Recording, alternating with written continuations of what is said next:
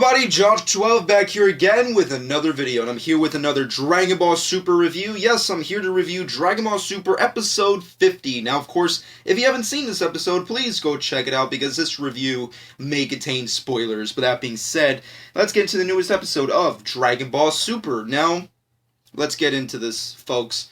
This arc, this saga, has been phenomenal. I can't deny that. Toei Animation did something, which I hope they continue to do. Maybe I'm, just bantering here, but that's just my belief. They probably fired everybody who sucks over at Toei Animation and then hired a whole bunch of good people and just made these episodes. Because I'm not gonna lie, this episode was phenomenal. It was such a great episode. Episode 50 is great. It's basically Goku versus Black. We find out a little bit more interesting tidbits of history behind Black, what he is, kind of what he is, what he's capable of. We have an epic fight between Goku and Black. A lot of suspension here and there. The gods were hilarious. Trunks was an amateur, which I'll get into in a second. And of course, a lot of upcoming really great teases for future episodes of this arc. This was just phenomenal. It was so freaking good. I find it very difficult for me to find stuff that I just did not like within the episode. And I say kudos to Toei Animation for doing that. I never thought in the entire run of this series that we would be in a point where they've been giving us A-class freaking content. I didn't think they were capable of that. I mean, like Battle of Gods, Resurrection F were really just droppings of the ball. Champa arc was the first, legitimate saga within the series, and this one has taken it to a whole nother level. I mean, granted, the average fan could call out redundancy. You could do that, because there are things that feel redundant. You have Goku fighting another Goku. Wow, we haven't seen that before. I mean, wink wink, Tree of Might people. Oh, another future Trunks saga. Wow, it's like, yeah, you can say those things, but then again, it's Dragon Ball at the end of the day. This whole series is just a spin-off at the end of the day. We don't know how far as to continuity-wise this plays into place within the Dragon Ball continuity. We'll have to find out by the end of the series, which I don't know whenever that's going to be. But as it stands, as a hardcore fan, I've been loving these episodes. This saga has been a whole nother level of Dragon Ball, and I say kudos for them for doing that. But let's get into the logistics here. Goku versus Black, amazing. The fights of Dragon Ball Super are, for the most part, kind of just whatever. We've gotten some good fights here and there. We got Goku versus Beerus, people fighting Beerus, Vegeta fighting Beerus, Z-Warriors fighting Frieza's army, Goku fighting Frieza, Goku fighting Vegeta. There was Vigelatin, that was fun, I guess, for a little while. And we had the Universe 6 tournament and the epicness that was Goku versus Hit. But this one, it's not epic in the sense of, anything explosive really happens. I want to say that the majority of the fight is pretty much just Black and Goku figuring each other out. They're trying to, see where they can go from here, how they can expand, how they really they're just testing their might between each other. They're not really going all out with each other, which is good. So it just saves time for more epic fights to come in the later half of this saga, which I say kudos for not blowing out your wad, because I feel like, even though granted we don't know, how powerful Black is, we already know how powerful Goku is. He's a Super Saiyan Blue, he's got Kaioken times 10, he's extremely powerful in comparison to most of the people on this series. And we don't really know where Black can go from there. However, it's just cool that we get some saving time for future episodes. So I say great thing for that. But as it stands, the fight itself was so good. I think it was just so wonderfully handled. The animation artwork was really on point. I mean, granted, I want to say there's maybe one sequence within the entire episode that really bothered me. We can bitch all day about the Kid Trunks peel-off shit. However, if there is one legitimate thing that was lacking animation artwork-wise, I gotta say it's probably that 1 second or couple seconds of sequences when Black and Goku are fighting each other, and Goku kind of stops being Super Saiyan 2 and he's a Super Saiyan for some reason, and the animation kind of looks, it looks sketchy. It's sketchy, I'm not going to deny that. But beyond that, everything's A+ content. I mean, it's not movie quality, but it's pretty freaking good for a TV show. So I say huge plus there. 2 big thumbs up. I mean, the fight was awesome. It was so freaking good. Super Saiyan 2 Goku, we hardly ever get to see that anymore, so it was really cool to see that. Black's overall dialogue was very interesting. I think the best thing you can say, regardless of the fight itself, the things that these characters say to each other during the fight is so freaking badass. I mean, Black, he's saying a whole bunch of really cool things. Goku is definitely really good at being Goku, so that's always a plus. And just the gods were hilarious. I love this dynamic that Super, or at least Toriyama or whoever's been developing these stories, has really been giving this really good dynamic between the gods, who really don't want to have anything to do with this, and the Z Warriors, who really need to be a part of this. It's a very interesting dynamic, because you have Trunks, who wants to save his future. The Z Warriors are going to play along, like Goku and Vegeta and the rest of the gang, because they care for Trunks. It's all about family, you know, so they're going to help out, but the gods want nothing to do with it. Every single word that comes out of Whis and Beerus is like, manipulating time is wrong. You can't do that. Gods are not allowed to do that, especially humans. So if you do that, we're gonna fucking kill you. And Beerus is like seconds away of like, you know what? I should just destroy Trunks right now because I'm sick of listening to his wimpy ass. I love that. I love the fact that because we knew going into the arc that Toriyama and the rest of, you know, Super's team was like, the gods are gonna have a role to play here. I don't know what the Omni King is going to have, you know, I don't know what kind of placement he's going to have. Maybe he's going to, like, you know, show up at the end of this saga, kind of similar to the Chomp arc, and, like, just, you know, put all the gods in check once we figure out that Kaioshin, who's really the puppet master of this whole, you know, saga, which is my speculation. I freaking really want to know what happens there, but I just love the fact that the gods are like, you know, messing with time is wrong. We shouldn't be doing any of this. It's wrong to do that. Gods, you know, all this kind of crazy stuff. And just little tidbits of Black history going all over this episode. I mean, it was Easter Egg City and reference within this episode. Just like, oh, this is the Ring of Time, and only Kais are allowed to have that. And Black's ki is not really normal ki. It's very different. And Black's, like, referencing of, like, oh, he's always wanted to fight Goku in this form, which means maybe it's not his original form. And how does he know Vegeta and Beerus, the God of Destruction? There's so many really good hints and winks of, like, who Black really is. Of course, we won't figure that out probably by the end of the saga or in a couple episodes from now, but I love the fact that they're keeping everything in wraps. I like that. I really enjoy that. It's also really annoying because it's like, I want to know everything now, but at the same because how short these episodes are, but just to get this series on check and on point with this style of, you know, episode by episode, you know, storytelling, I love it. I just love it. I love it. The fight, it was just phenomenal. I loved it.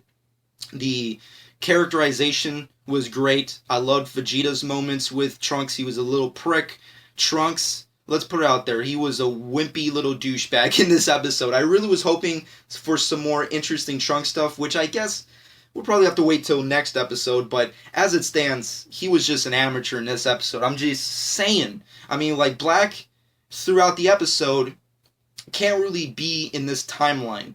He has the Ring of Time, which gave him the opportunity to be in this alternate timeline that he's in. However, this distortion is kind of like being created within the skies in this timeline that we're all in. So pretty much, Black is getting sucked in back to the future where he came from, as Whis continuously explained by the end of this whole fight between Goku and Black. So with that whole kind of thing happening, and then him just destroying the time machine, it was really just amateur city with freaking Trunks. I don't know what was going on with him, but it was just hilarious to see how much of an amateur he was. I loved that Black is that villainous where he's like, I can't go back to this timeline, and I know I have to go back to my future, but just to make sure you and your little fucking friends don't bother me anymore, I'm going to destroy your time machine, I'm going to go back, and I'm going to just continue to do whatever the fuck I want in this earth. That's freaking awesome. I love Black. He's become my favorite villain out of this series so far. I mean, like, Beerus, I don't really consider him a villain. He's more or less like an anti-hero. He just doesn't give a shit. He's like a whatever kind of guy. And then you have Frieza, who's Frieza, you know.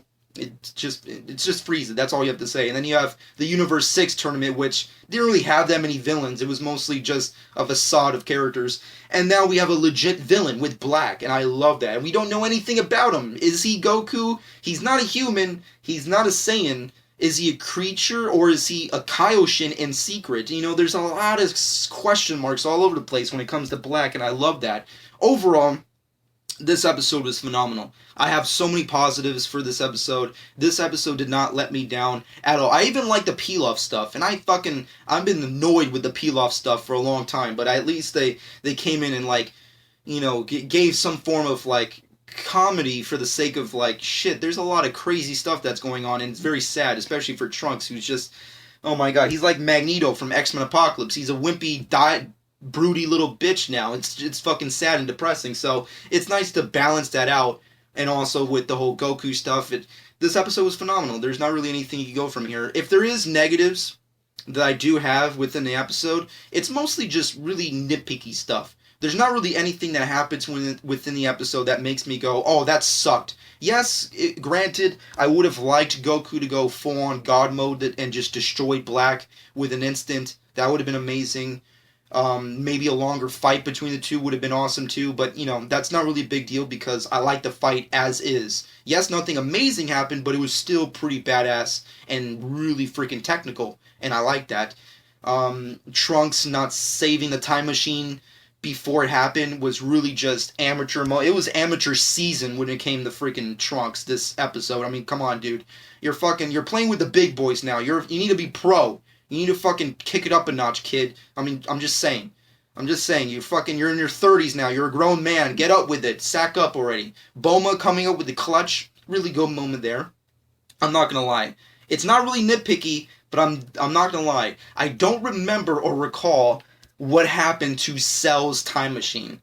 In the episode itself, as I stated, the time machine gets destroyed by Black. However, Bulma goes back to Capsule Corp, grabs a capsule that has Cell's time machine within it.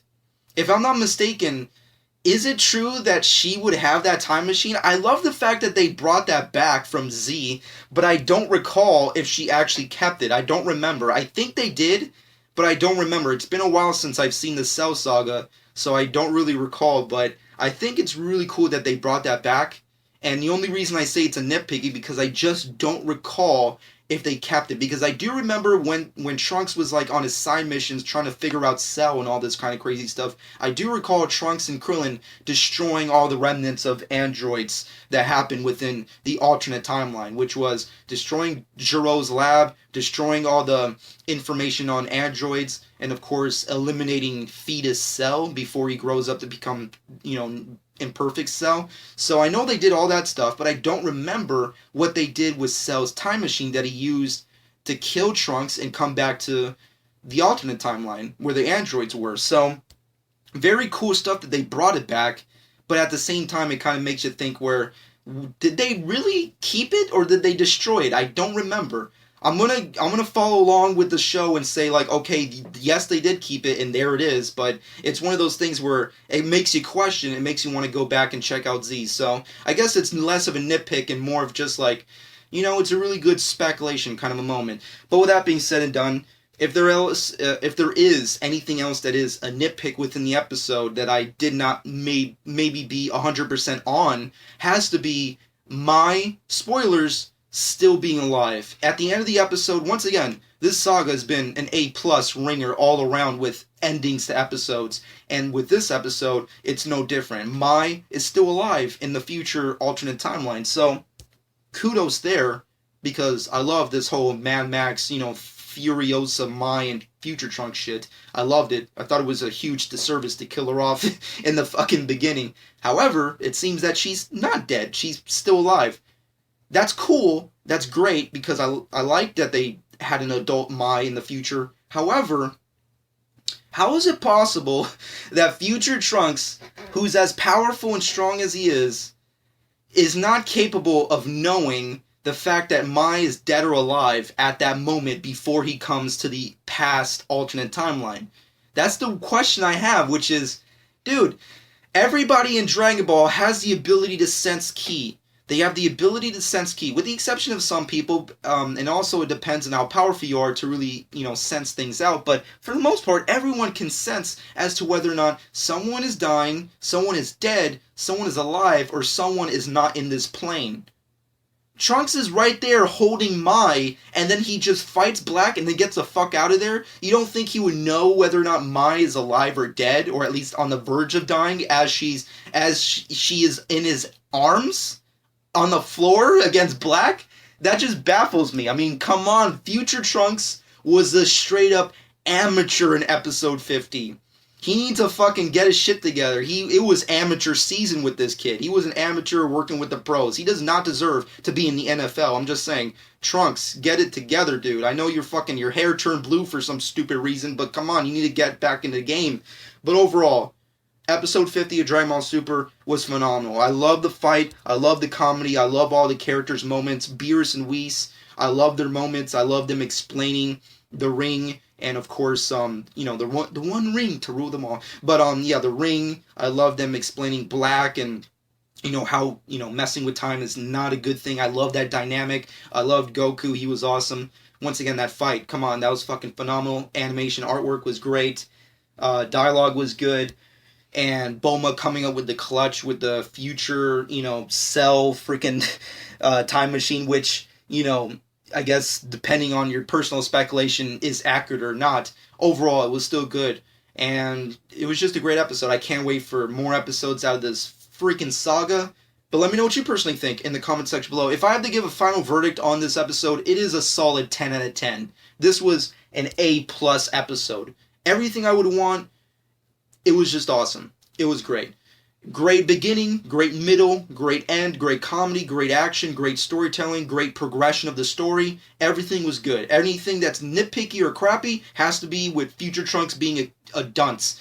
But beyond that, everything else was good. Can't wait for future episodes of this saga. But let me know what you personally think in the comment section below. But with that being said and done, right before I end this episode review, I did a Chapter 13 review of the manga of Dragon Ball Super. So please go to my channel and check that out. But with that being said and done, shameless plug time. Follow me on Twitter and Instagram at Jock12. Subscribe to my channel if you haven't done so already. And hope you guys enjoyed. And this has been Jock12.